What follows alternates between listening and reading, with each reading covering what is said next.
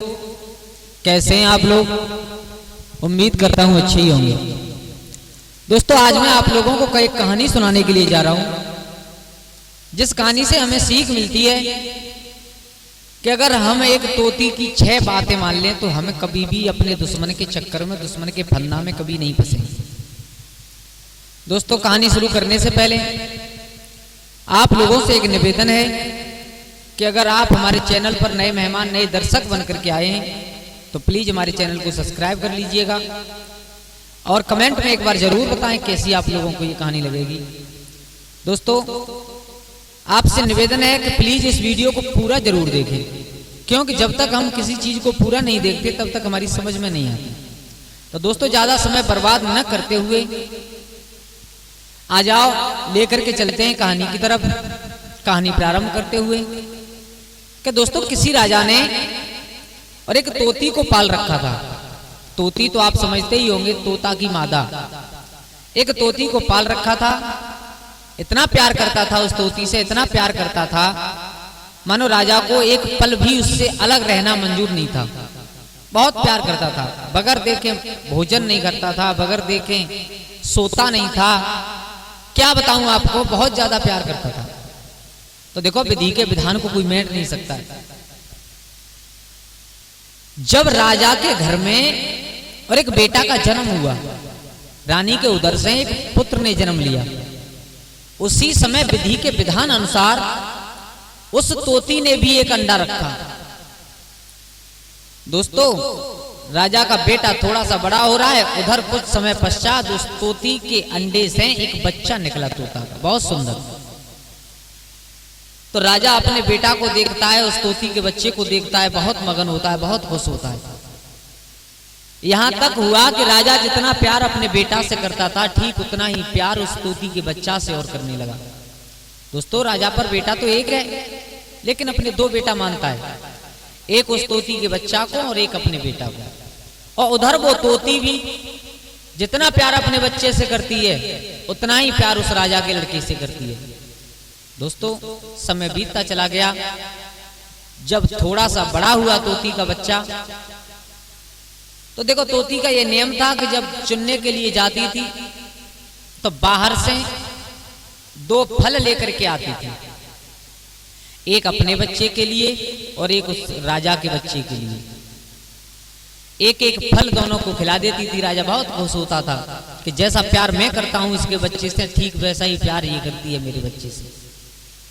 रोजाना की भांत आज फिर तोती दाना चुनने के लिए बाहर गई, अपना पेट भरने के लिए बाहर गई। तो दोस्तों, इधर हुआ क्या कि एक घटना घट गई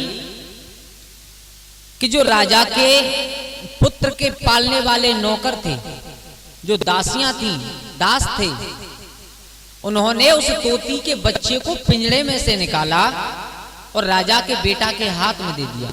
जो राजा का लड़का था उसके हाथ में दे दिया। अब जब राजा का लड़का तो छोटा, वो क्या जाने, उसने उस बच्चे को पकड़ करके मसक दिया दोस्तों, और वो बच्चा मर गया। तोती का बच्चा मर गया। उस बच्चे को उठा करके वहीं पर पिंजड़े में रख दिया। संध्या हुई और जैसे ही तोती लौट करके आई तो देखा कि उसका बच्चा मरा पड़ा है।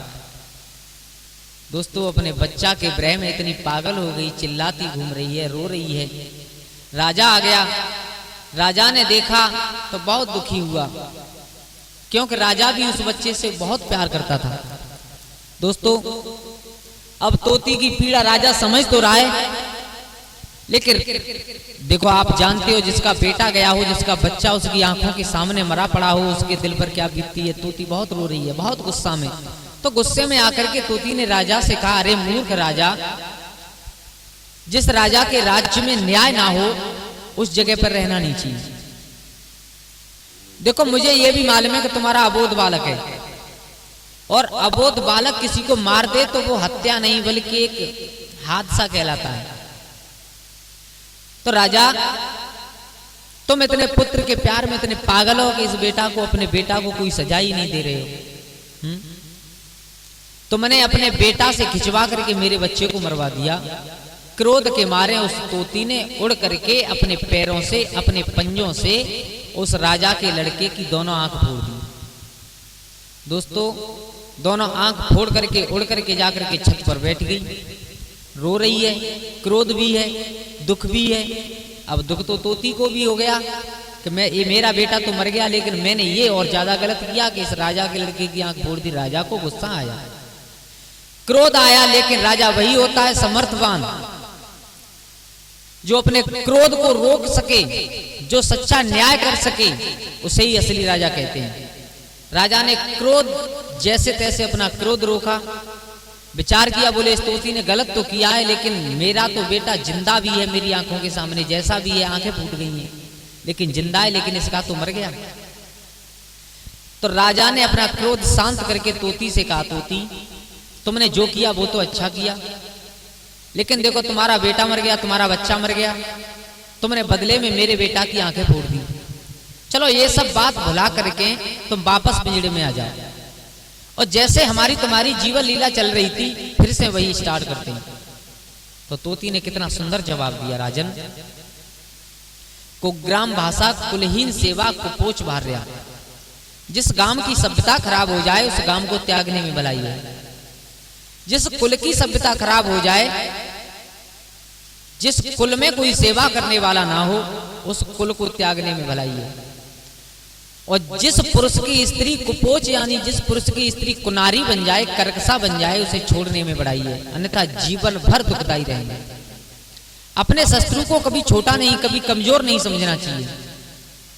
कर्ज, आग और शत्रु, अगर इनको समय पर नहीं दबाया तो ये बहुत भयंकर रूप धारण कर लेते हैं। राजन इस बात को भी मैं जानती हूं कि मैंने किया है वो गलत किया है, लेकिन अगर ये भुला करके मैं तुम्हारे साथ आ गई तो किसी ना किसी दिन तुम्हें क्रोध आ गया तो तुम इसका बदला मुझसे जरूर ले लोगे, मानोगे नहीं? क्योंकि अगर हमारी किसी से दुश्मनी हो और वो तुमसे मीठी मीठी बातें करे तो समझ लो वो तुमसे प्रीत बढ़ाना चाहता है, लेकिन प्रीत कपट की प्रीत बढ़ाना चाहता है। किसी दिन दाव पड़े पर वो अपना पुराना पैर जरूर निकाल लेगा। राजन मुझे तुम्हारे साथ रहने में अब बहुत बड़ा ऐतराज है, मैं तुम्हारे साथ रह नहीं सकती। राजा बार बार विनय कर रहा है, तोती पागल हो तुम हैं? अगर हम तुम्हें मारते तो अब तक मार देते, तुम कुछ नहीं कर पाती हमारा, लेकिन हम नहीं चाहते कि हम तुम्हें मार दें। लेकिन तोती की समझ में कोई बात नहीं आई, बार बार यही समझा रही है कि जिस जगह पर हादसा हो गया है, एक दूसरे में दुश्मनी हो गई है, अगर उसी जगह पर हम आपस में फिर दोनों दुश्मन रहने लगे तो हर समय वही याद रहती है। जिस जगह पर हादसा हुआ था उस जगह पर रहने लगे तो समय समय पर याद आने लगती है कि इस जगह पर ये हुआ था और इसने हमारे साथ ये किया था। तो किसी ना किसी दिन अपना दांव पड़े पर वो कभी चूकेगा नहीं। तो दोस्तों दुश्मन तुमसे कितना भी मेल करना चाहे, लेकिन कभी भी उससे मेल नहीं करना चाहिए। क्यों? इसलिए कि दुश्मन अगर तुमसे मेल कर रहा है तो समझ लो कपट का प्रेम कर रहा है। तुम्हें जब ताकत से तुम नहीं जीत सके, तुम्हें नहीं जीत पाया उसने, तो वो अब प्रेम में फंसा करके तुमसे बदला लेना चाहता है। तो दोस्तों इस कहानी से हमें केवल यही सीख मिलती है कि अपने दुश्मन को कभी भी छोटा ना समझें, उससे कभी भी मेल ना करें।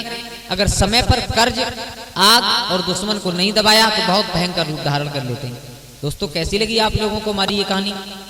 अगर कहानी अच्छी लगी हो तो प्लीज हमारे चैनल को सब्सक्राइब कर लें और कमेंट बॉक्स में जाकर के अपनी राय जरूर रखें। दोस्तों आज के लिए बस इतना ही, कल फिर मिलते हैं किसी नई कहानी के साथ, किसी नई चर्चा के साथ। तब तक के लिए सभी लोग आनंदित रहिए, खुश रहिए। जय श्री राधे दोस्तों।